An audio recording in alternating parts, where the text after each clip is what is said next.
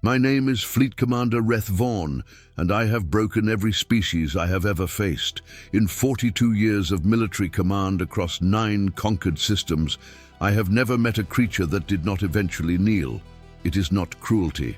It is simply physics. Sufficient pressure applied to any structure will cause it to yield. This is the first principle of warfare, and it has never failed me.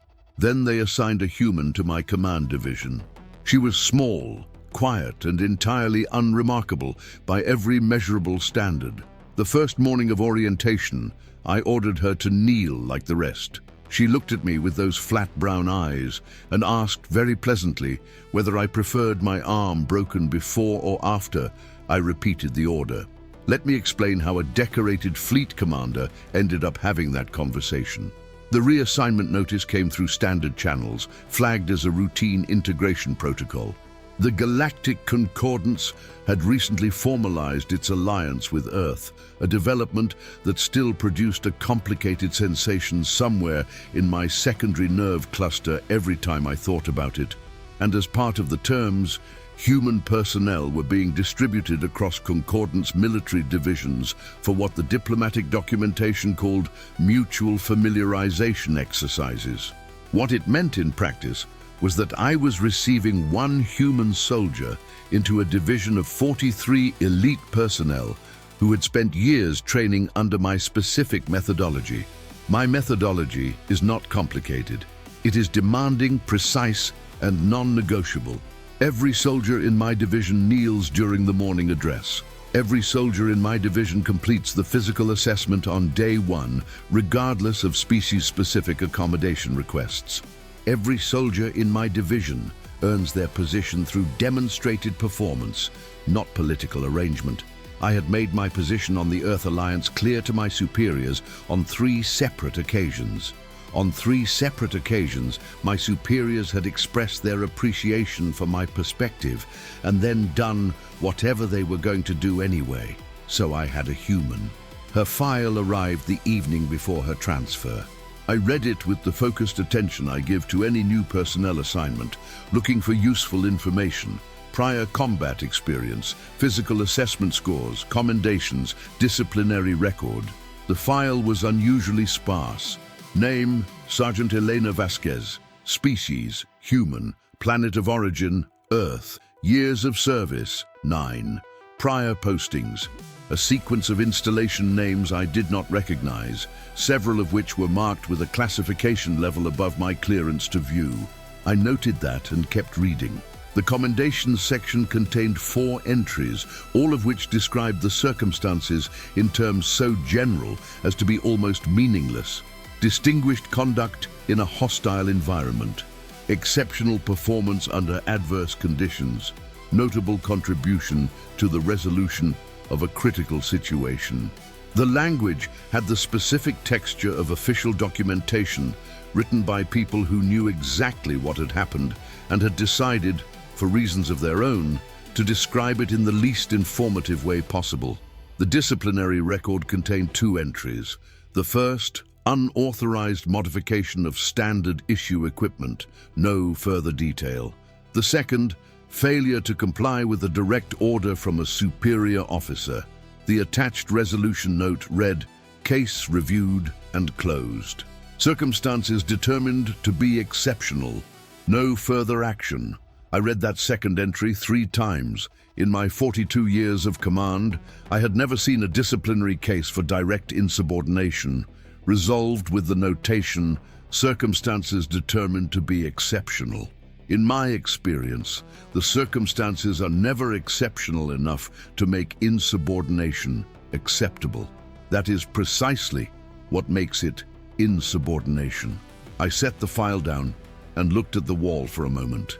Then I sent a message to my logistics officer instructing him to ensure that Sergeant Vasquez's bunk assignment was in the standard division barracks, that she would be expected at morning address at 05 Hazuzer along with every other soldier, and that no accommodations of any kind had been arranged because none had been requested and none would be granted without formal medical documentation. I received a confirmation response. I went to sleep. At 04:58 the following morning, I walked into the address courtyard and found 43 soldiers already in formation, kneeling in the prescribed posture, eyes forward. This is standard. My division arrives early. It is a point of collective pride that I have cultivated deliberately over years. There was one soldier standing. She was at the end of the third row, exactly where her assigned position placed her. She stood with her hands clasped behind her back and her posture straight, not in the loose, uncertain way of someone who has forgotten the protocol or is confused about expectations. She stood the way a person stands when they have considered the available options and made a deliberate choice. She was looking directly at me. I walked toward her at a measured pace. Around her, 43 elite soldiers held their kneeling position without moving, which told me they had either not noticed, unlikely, or had noticed and made the individual calculation that remaining exactly where they were was the correct response to whatever was about to happen. My soldiers are perceptive. They had noticed. I stopped 2 meters in front of her. "Sergeant," I said. My voice carries well in the courtyard. It is designed to. "You are not kneeling." "No, sir," she said. Her voice was completely level. Not defiant, not nervous, not performing anything in either direction, simply stating a fact about the current state of the world. "Morning address protocol requires all division personnel to kneel," I said. "This protocol is not optional, not species-specific, and not subject to individual interpretation." "Understood, sir," she said. She did not kneel. I looked at her for 1 full second. In my experience, 1 full second of direct attention from a fleet commander is sufficient to produce a visible physiological response in virtually any species. Elevated respiration, postural adjustment, some form of autonomic stress indicator. Elena Vasquez blinked once, slowly, with the unhurried rhythm of someone who was not experiencing any particular stress. "Sergeant Vasquez," I said, and I want to note that I kept my voice at the exact register I always use, because 42 years of command had given me enough discipline not to let a single soldier standing in a courtyard alter my professional bearing. "I am ordering you to kneel." She looked at me. Then, in a tone so neutral it took me a full second to process what she had actually said, she asked, "Sir, do you prefer your arm broken before or after you repeat that order?" The courtyard was absolutely silent. 43 soldiers held their kneeling positions with the rigid stillness of beings who have collectively decided that the best thing they can possibly do right now is pretend to be very interested in the middle distance. I stood very still. "I beg your pardon," I said. "I want to be respectful of your preferences, sir," she said. Her tone had not changed at all. It was the voice of someone asking about meal scheduling or equipment allocation. I have found that clarity up front saves time for everyone. I want to be precise about what happened in the 3 seconds that followed, because 3 seconds is both a very short and a very long time, depending on what is happening inside them. What was happening inside those 3 seconds was this: 42 years of military command, decorated service across 9 systems, and a personal disciplinary record that contained exactly 0 unresolved incidents were all running a rapid calculation about how to respond to a human sergeant who had just offered, with complete professional courtesy, to break my arm. The calculation produced an answer I did not particularly like. The answer was, proceed carefully. I'd been in enough genuinely dangerous situations to recognize the specific quality of stillness that Elena Vasquez was projecting. It was not the stillness of someone trying to appear dangerous. It was not performance. It was the stillness of someone who had already assessed the situation completely and was simply waiting for the situation to catch up to their assessment. I had seen it before, rarely, in soldiers who had survived enough to stop being afraid of anything that had not yet actually killed them. I had never seen it in a soldier on their first morning of a new posting. "Stand down, Sergeant," I said.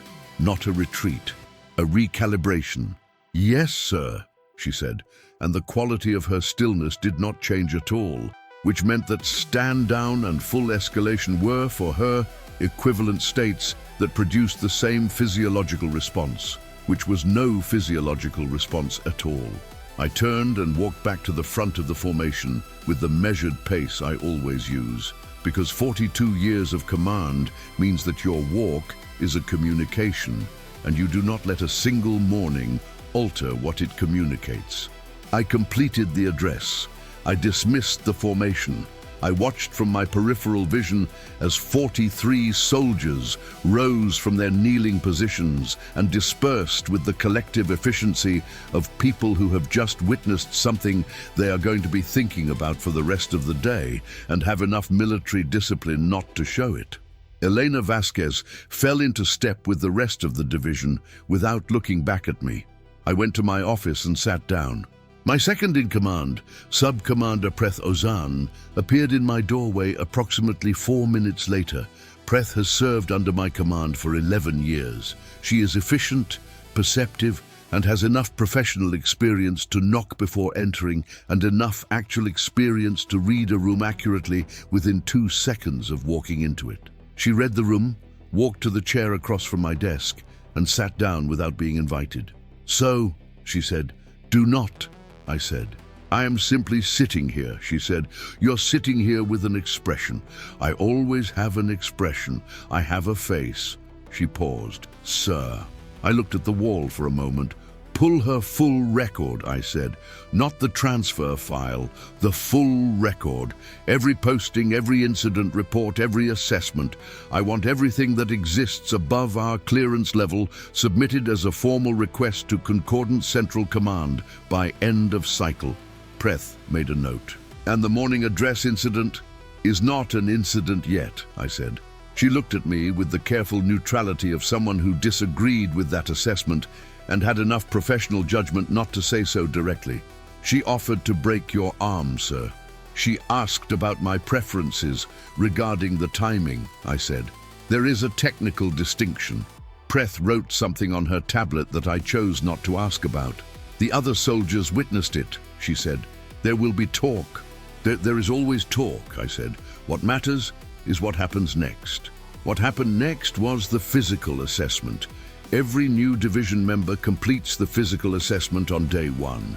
It is a standardized evaluation developed specifically for my division, calibrated to the performance levels of trained Concordance military personnel. It tests endurance, strength, reaction time, tactical problem solving under physical stress, and pain tolerance. It's not designed to be completed successfully on the first attempt. It is designed to show me where a soldier's limits are. In 11 years of running this assessment, I had never had a first attempt completion. I watched the assessment from the observation platform above the course. Preth stood beside me. The other soldiers ran in their scheduled rotations, which I observed with the standard attention I give to all performance evaluations. And then Elena Vasquez's rotation was called. She stood at the start position and looked at the course with the same methodical attention she'd given my installation during the morning address, not studying it with anxiety, cataloging it, the way an engineer looks at a structure they are about to interact with. The starting signal sounded.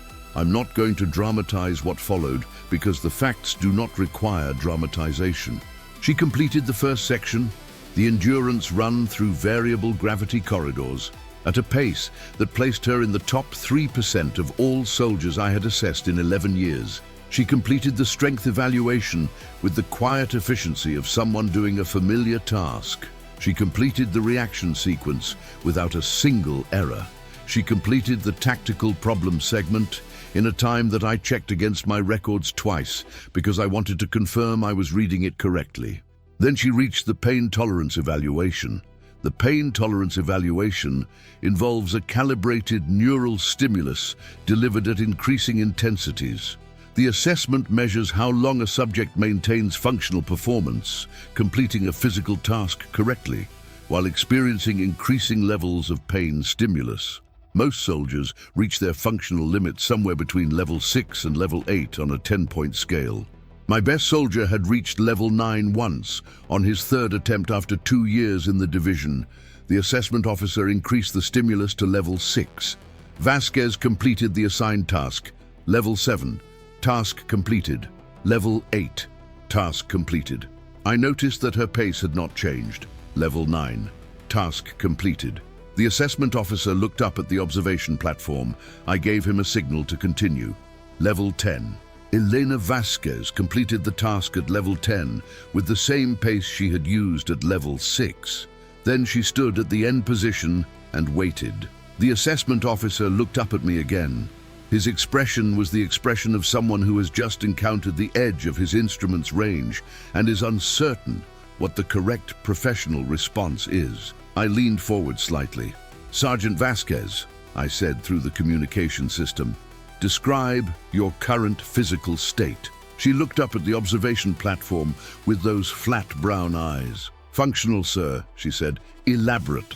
A brief pause. "The stimulus is unpleasant," she said.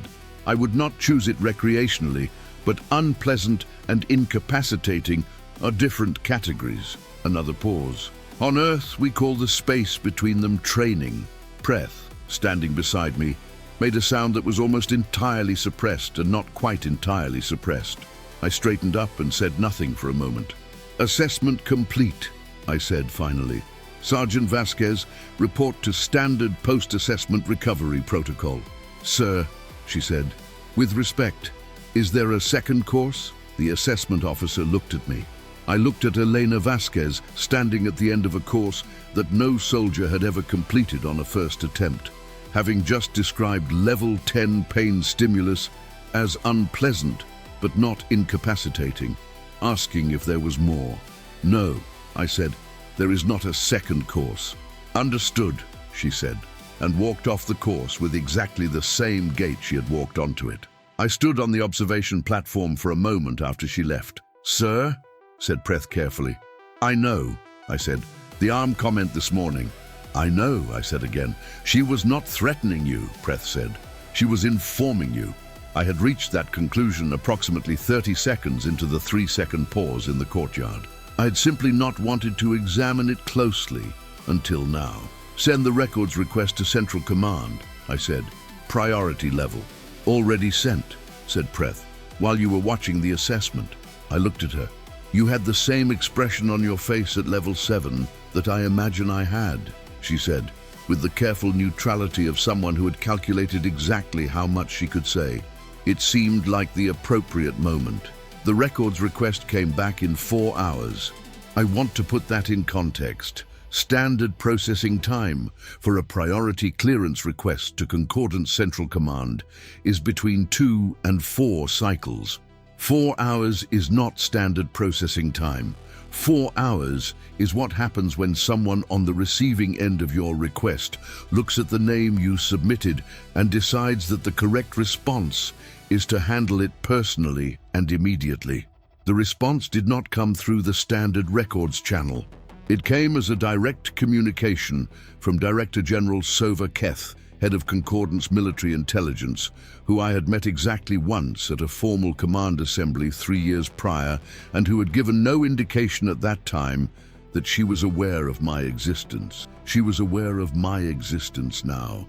"Fleet Commander Vaughn," she said when I accepted the channel. Her expression was the expression of someone who is choosing their words with the specific care of a person navigating a situation that has several ways to go wrong. "I understand you have requested the full service record of Sergeant Elena Vasquez." "Correct," I said. "I'm going to provide you with a portion of that record," she said. "The portion I am authorized to share at your clearance level. I want to be direct with you about something before I do." "Please," I said. "The portion I'm sharing represents approximately 12% of the complete file." I sat with that for a moment. 12%. "The remainder is classified above the level of everyone in this conversation except Sergeant Vasquez herself," said Director General Keth. "And I want you to understand that the 12% I'm sending you is going to be sufficient to answer most of your questions. The other 88% would answer questions you have not thought to ask yet, and my strong recommendation is that you let those questions remain unasked for the foreseeable future." She held my gaze through the channel, with the expression of someone who meant every word of that sentence. "Understood," I said. The file arrived. I read it in my office with the door closed. Preth had offered to stay. I had declined. Some information is better processed alone, in the specific privacy of a room where no one can observe the precise sequence of expressions that cross your face as your understanding of a situation reorganizes itself from the foundation upward. The 12% of Elena Vasquez's file that I was cleared to read contained, among other things, the following: a detailed account of a hostage situation on a Concordance transport vessel in which she had been one of 14 soldiers present when a militant faction seized control of the ship. She had been the only soldier not immediately contained by the faction's suppression technology. The after-action report noted that this was because she had identified the suppression system's operational frequency within 40 seconds of its activation, and had simply, the report's word was simply, adjusted her nervous system's response to it. The report contained a footnote from the medical officer who had reviewed this claim, which read, "Confirmed via post-incident neurological assessment. Mechanism not fully understood. Appears to be a trained response of unknown origin." I read that paragraph 3 times. I kept reading. A commendation for an operation on a contested station in which she had been sent as a single advance asset ahead of a full tactical team. The objective was assessment only, determine the hostile force count and report back. She had reported back with the force count and also with 3 of the hostile commanders in restraints, using what the commendation described as improvised containment measures. The commendation did not specify what the improvised containment measures were. I noted this omission and moved on. A disciplinary entry, the second one from her transfer file, the one that had been resolved as circumstances exceptional. The full version of this entry was considerably more detailed than the summary I had read previously. It described an incident in which she had refused a direct order from a superior officer during a tactical operation. The order had been to stand down and allow a situation to escalate to the point where a larger military response would be politically justifiable. She had not stood down. She had resolved the situation herself, preventing the escalation, thereby removing the political justification for the larger response, and incidentally preserving the lives of approximately 200 civilians who would have been in the operational zone during the planned escalation. The resolution note read, "Case reviewed at Director General level, circumstances determined to be exceptional. Officer demonstrated judgment consistent with the actual objectives of this command, as distinct from the stated objectives. No further action. Notation to remain in file as reminder that stated and actual objectives should be more carefully aligned in future operational planning." I sat very still after reading that paragraph. Then I read it again. I thought about a superior officer who had ordered Elena Vasquez to stand down and allow 200 civilians to die for political convenience. And I thought about what it said about her that she had simply declined. And I thought about what it said about the Concordance, that the resolution of that incident was a notation about better aligning stated and actual objectives in future planning. I thought about the morning address courtyard, about the order to kneel, about the flat, unhurried brown eyes looking at me across 2 meters of open ground. I thought about the arm. I closed the file and looked at the wall for a long time. Then I opened my door and found Preth standing in the corridor outside, which told me she had been there for some portion of the time I had spent reading, which told me she had also drawn conclusions about what the file was likely to contain based on the speed and seniority of the response to my request. "She refused an order," I said. "Yes," said Preth, "from a superior officer during an active operation." "Yes."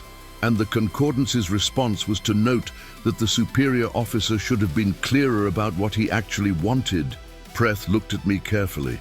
"That is one reading of it," she said. "Is there another reading?" A pause. "The other reading," said Preth slowly, is that the concordance determined that her judgment was more operationally reliable than her superior officer's orders, and decided to document that determination in her permanent file as a matter of institutional record. She paused again, which is not something I have ever seen before. I had not seen it before either. The morning address, I said. Yes, said Preth. She did not refuse the order because she could not comply, I said. She refused it because she had assessed it and determined it was wrong. That would be my reading, said Preth. I thought about 42 years of command, about the first principle of warfare, about sufficient pressure applied to any structure causing it to yield, about the assumption built into that principle that the structure's yield point exists somewhere within the range of pressure you are capable of applying. What if the structure does not yield? I said. Not quite to Preth, mostly to the wall. Preth was quiet for a moment. Then the first principle needs a footnote, she said. Sir, I looked at her. Sergeant Vasquez is currently in the division training hall, she said. She completed the standard post-assessment recovery protocol in approximately 1/4 of the standard time and asked the recovery officer what the facility's training equipment schedule looked like for the rest of the day. I absorbed that. She is training, I said. She has been training for the past 2 hours, said Preth, after completing the most demanding physical assessment in this division's history on her first attempt, after a level 10 pain stimulus evaluation. A brief pause. The training hall staff sent me a message. Apparently she has been working through the advanced combat simulation sequences. She has completed 4 of them. How many has anyone in this division completed in a 2-hour block? 1, said Preth. On a good day, with preparation. I straightened up, made a decision that felt in the moment like the only rational response to a situation that had been reorganizing my assumptions since 04H58 that morning. Tell Sergeant Vasquez I want to meet with her, I said. My office, 1 hour. And the morning address incident? Preth asked. Is it an incident now? I thought about the file, about the disciplinary entry resolved at Director General level, about circumstances determined to be exceptional. Tell her the meeting is not disciplinary, I said. Preth's expression shifted by approximately 2% in a direction I had learned over 11 years to recognize as her version of relief. Yes, sir, she said. She arrived at my office with 3 minutes to spare, which told me she had noted the time, calculated the distance from the training hall, and left with enough margin to arrive neither early enough to seem eager nor late enough to seem indifferent. She knocked once, waited for my response, and entered with the same straight-backed posture she had held in the courtyard that morning, which felt like considerably longer ago than it actually was. She was still in training clothes. There was a faint mark on her left forearm that had not been there this morning, a bruise developing from the combat simulation sequences, I assumed, the kind of impact mark that most soldiers would have had treated before a meeting with their commanding officer. She had not had it treated. I noted this and did not comment on it. Sergeant Vasquez, I said. Sit down. She sat. I looked at her for a moment with the specific attention I give to situations I am still in the process of understanding. She returned my gaze with the same unhurried steadiness she had maintained all day. The training had not visibly tired her. The assessment had not visibly tired her.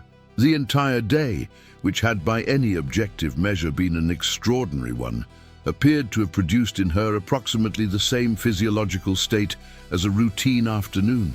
I read your file, I said. The full version or the portion you're cleared for? She asked. I paused. The portion I'm cleared for. She nodded once, as if this confirmed something she had already assumed. 12%, I said. Something shifted very slightly in her expression. Not surprise. Something closer to the recognition that a conversation had just moved to a more honest register. The Director General responded personally, she said. It was not a question. Within 4 hours. A brief pause. That is faster than usual, she said. She must have flagged my file for direct handling after the transfer was processed. Why would she do that? Elena Vasquez looked at me with those calm brown eyes and appeared to be making a decision about how much of an answer to give. It was the same pause I had seen in that courtyard this morning, I realized. Not hesitation, calculation. Because the last 3 postings before this one produced the kind of after-action reports that make people at Director General level want to know immediately when someone starts asking questions, she said. It is not personal, it is damage control protocol. Damage control, I repeated. Informational damage control, she said. Not, a slight pause, the other kind. I thought about the hostage situation, about the suppression system, about adjusting her nervous system's response to it within 40 seconds via a mechanism the medical officer had described as not fully understood. The morning address, I said. I wanted to approach it directly. 42 years of command had taught me that indirect approaches to direct problems produced indirect results. You refused to kneel? Yes, she said. Explain that to me. She was quiet for a moment.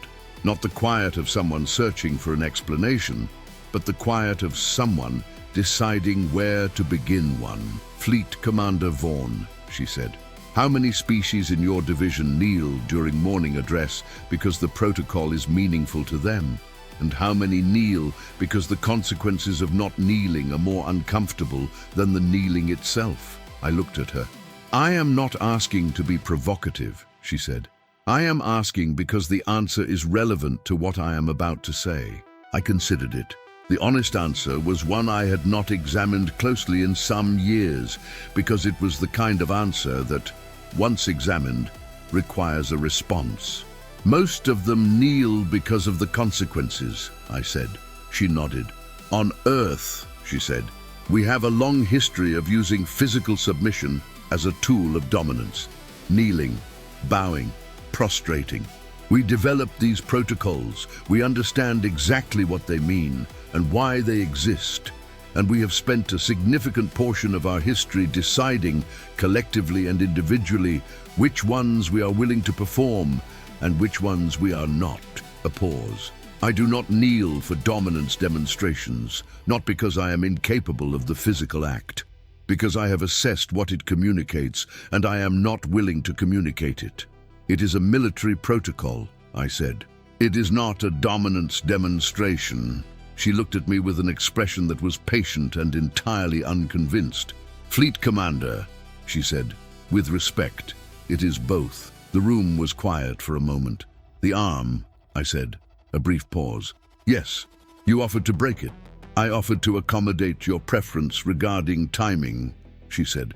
There is a distinction. You were serious. I am always serious, she said. And then, after a 1-second pause that somehow made the next sentence land with more weight than its content alone would suggest, I am also always in control of whether or not I act on what I am serious about. Those are different things. I sat with that for a moment. You wanted me to understand that you were not refusing the order because you could not comply, I said slowly. You wanted me to understand that you had assessed it and made a choice. I wanted you to understand, she said carefully, that I was not afraid of the consequences of refusing, because a refusal that comes from fear of something greater is still a form of compliance. And I was not complying. A pause. I was making a decision. 42 years of command, 9 conquered systems, the first principle of warfare. Sufficient pressure applied to any structure will cause it to yield. The assumption buried in that principle I was understanding with increasing clarity was that the structure experienced pressure as pressure, that it registered force as something to be resolved, escaped from, or endured until it became unbearable, that the yield point existed because the structure wanted to stop experiencing the force. Elena Vasquez, sitting across my desk with a developing bruise on her forearm and the physiological presentation of someone at rest, did not appear to experience force as something to be resolved, escaped from, or endured. She appeared to experience it as information. The disciplinary entry, I said, the order you refused. Her expression shifted slightly, a fraction of a degree in a direction I could not immediately name. You read the full version, she said. I did. A pause. Then you know what the order was. I know what it would have produced, I said.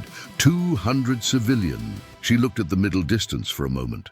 It was the first time all day that her gaze had moved off the immediate environment and onto something internal. He gave the order very calmly, she said. That is what I remember most. The complete absence of conflict in his voice, like it was an administrative decision. Adjust the supply manifest. Delay the extraction timeline. Allow the casualties. A pause. He had done the calculation, and the calculation had come out clean, and he saw no reason to be troubled by a clean calculation. And you refused. I had also done the calculation, she said. Mine came out differently. She looked back at me. Fleet Commander, I follow orders. I follow them precisely, consistently, and without complaint in the overwhelming majority of situations. But I do not follow orders that I have assessed to be wrong in ways that cannot be walked back. Dead civilians cannot be walked back. Some thresholds once crossed do not uncross. A pause. That is not insubordination. That is operational judgment.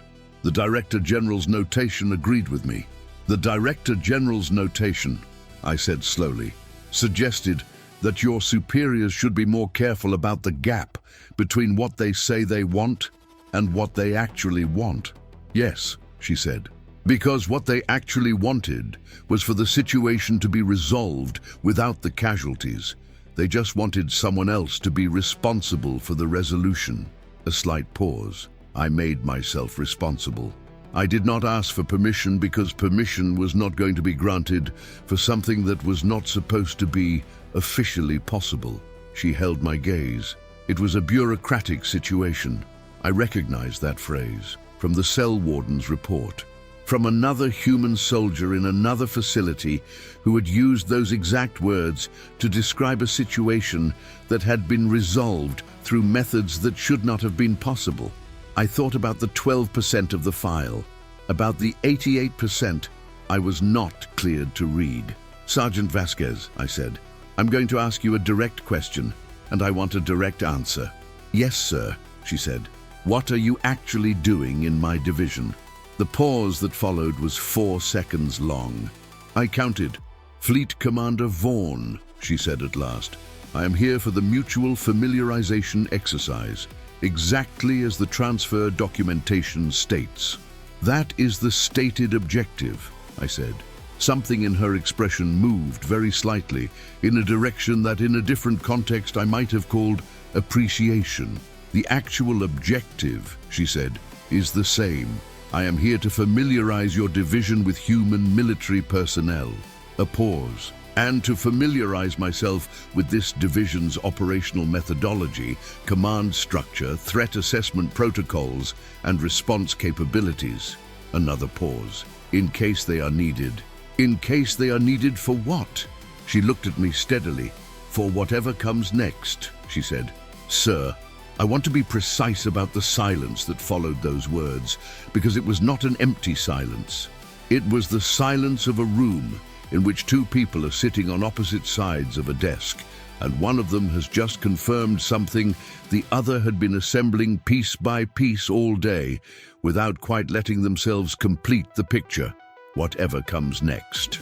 I had been a fleet commander for long enough to know what that phrase meant in the mouth of a military intelligence asset embedded in a frontline division with a file that was 88% classified above Director General level. It meant that someone with considerably more information than I had access to had looked at the current state of the concordance and the current state of the systems adjacent to it and the current state of several things I was likely not cleared to know about, and had decided that this particular division in this particular sector might need a particular kind of resource available to it in the near future. The kind of resource that completes physical assessments on the first attempt and finds level 10 pain stimulus unpleasant but not incapacitating, and asks if there is a second course. How long have you known? I asked. My voice was at its standard register. I was proud of that. That something is coming? She considered the question with genuine thought. Operationally, 3 months. In the broader sense, a pause. Most of my adult life, Things always come. That is not pessimism. It is pattern recognition. And you volunteered for this posting. I requested it specifically, she said. Your division has the highest tactical performance record in this sector, the best command response time, the most consistent field results under adverse conditions. She met my eyes. If something comes to this sector, I want to be standing next to the best available unit when it does. I thought about a soldier who had turned down nothing, complained about nothing, asked for no accommodations, completed every assessment, trained for 2 hours after a full evaluation day, and refused exactly one thing since her arrival. One thing that she had refused not with anger or defiance, but with the quiet, absolute certainty of someone who had assessed the situation and made a decision that was not available for renegotiation. The morning address, I said. The kneeling. Yes, she said. You understood what refusing would cost you. Yes, she said. First morning at a new posting. Direct refusal of a commanding officer's order in front of the full division. It was not a small thing to do. A pause. I did it anyway because I needed you to understand something about me before we were in a situation where what you understood about me actually mattered. I leaned forward slightly. What did you need me to understand? She looked at me with those flat, calm brown eyes that had been looking at me all day with the same unhurried steadiness, regardless of what I said or did or implied. That I do not perform compliance, she said. When I follow your orders, it will be because I have assessed them and determined they are correct, not because I am afraid of you, not because the consequences of refusing are worse than complying. Because I looked at what you told me to do and I agreed with it. A pause. That is worth more than performed compliance, significantly more. In the situations where it matters, a soldier who is complying out of fear will hesitate at exactly the wrong moment. A soldier who is complying because she agrees will not hesitate at all. The room was quiet. I thought about 9 systems, about 42 years. About the first principle of warfare and the assumption buried inside it. About a structure that did not yield because it did not experience pressure as something to be resolved. About what it would mean to have that structure on your side. And the arm, I said. Something moved in her expression, not quite a smile. The ghost of one, carefully contained. The arm was information, she said. The same information, delivered differently. I needed you to understand that I was not refusing because I could not comply. I needed you to understand that I had assessed the situation, made a decision, and was prepared to sustain that decision against whatever response it produced. A pause. Including the obvious one. You were prepared for me to attempt to physically compel you, I said. I was prepared for several possible responses, she said. Including that one, yes, and you were confident in the outcome. She looked at me for a moment. Fleet Commander Vaughn, she said, with the careful tone of someone choosing precision over either modesty or boast. I have been in more dangerous rooms than this one. I have been given more direct orders than this one. I have faced more immediate consequences for refusing than the ones available to you this morning. A pause. And I am still here, still refusing the ones that need refusing, still following the ones that are correct. Another pause. I was confident, yes. I sat back. In 42 years of command, I had shaped soldiers into instruments of extraordinary precision. I had taken raw capability and refined it into performance. I had applied pressure and produced yield reliably, consistently, across 9 systems and hundreds of personnel. It was what I did. It was what I was good at. Elena Vasquez had walked into my division this morning and within the first 5 minutes had made it clear, with complete professional courtesy and a single question about arm breaking, that she was not available to be shaped. She had already been shaped by something that had started long before this posting, long before the concordance, long before any superior officer had given her any order at all. By a planet that had been producing this specific result for longer than most species had been watching the stars. She was not a raw material. She was a finished product, and she had chosen to be here. "Sergeant Vasquez," I said, "tomorrow morning at 05 Isra, you will be in the address courtyard." "Yes, sir," she said. "You will not be required to kneel," I said. "The protocol is amended for your posting, effective immediately, on the grounds that your demonstrated performance has established your position in this division without the need for that particular confirmation." Something shifted in her face. Small, genuine. "Thank you, sir," she said. "Do not thank me," I said. "It is a practical decision. Performed compliance from you is worth less than actual compliance. Actual compliance from you requires that the orders I give are ones you have assessed and agreed with." I held her gaze. "So I will need to give better orders." She looked at me for a moment with an expression I had not seen from her before. It was not the calm assessment she had worn all day. It was something more direct, something that in a different register might have been called respect. "Yes, sir," she said. "I think that is exactly right." She left my office with 3 minutes remaining in the scheduled meeting window, which told me she had calculated that as well, and I sat for a long time after she was gone, looking at the wall and thinking about 42 years and first principles and the specific difference between a structure that yields under pressure and a structure that simply decides when and whether the pressure is worth responding to. The next morning at 08:58, I walked into the address courtyard and found 43 soldiers in formation, 42 of them kneeling, one of them standing at the end of the third row, hands clasped behind her back, posture straight, eyes forward. I walked to the front of the formation. I began the address. At no point did I look at the soldier standing at the end of the third row and issue an order that I had not already assessed and determined to be correct. It was a small adjustment, barely visible from the outside, the kind of change that does not announce itself. But 42 years of command had taught me that the changes that matter most are usually the ones that do not announce themselves. The ones that happen in the quiet of an office with a door closed while you are reading a file that is 12% of something larger, understanding slowly and then all at once that the first principle needs a footnote. The footnote is this: sufficient pressure applied to any structure will cause it to yield, unless the structure has decided it will not. And some structures, it turns out, have been making that decision for a very long time.